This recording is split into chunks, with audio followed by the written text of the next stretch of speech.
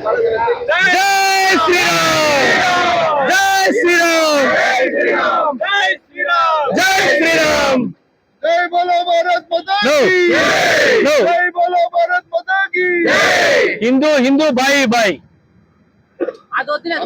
ఏమి నువ్వు ముస్లిం బాయా నువ్వు కానీనా హిందూ హిందూ బాయ్ బాయ్ అన్న హిందూ హిందూ హిందూ హిందూ హిందూ హిందూ జై శ్రీరామ్ జై శ్రీరామ్ జై శ్రీరామ్ భారత్ మాతా की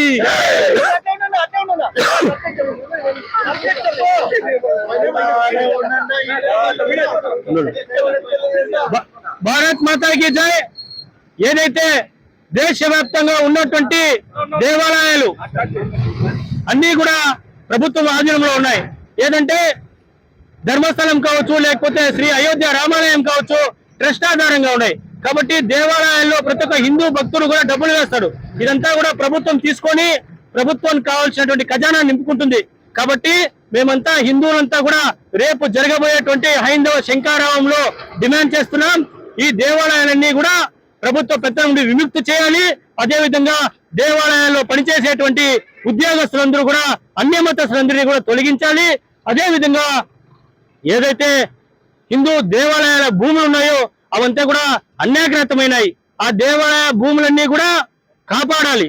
అదేవిధంగా హిందూ దేవాలయాల్లో అనేకమైనటువంటి ధూప నైవేద్యానికి నోచుకున్నటువంటి అనేక దేవాలయాలు ఉన్నాయి.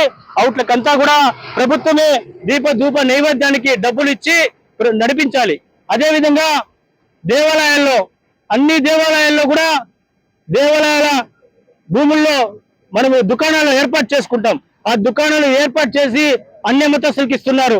దేవాలయాన్ని నమ్మినటువంటి వాళ్ళకి ఆ దుకాణాలు ఇస్తున్నారు. కాబట్టి అవి కూడా హిందువులకే కేటాయించాలని పెద్ద ఎత్తున రేపు విజయవాడలో హైందవ శంకారావం నిర్వహిస్తున్నాం. కాబట్టి ప్రభుత్వాన్ని హెచ్చరిస్తున్నాం.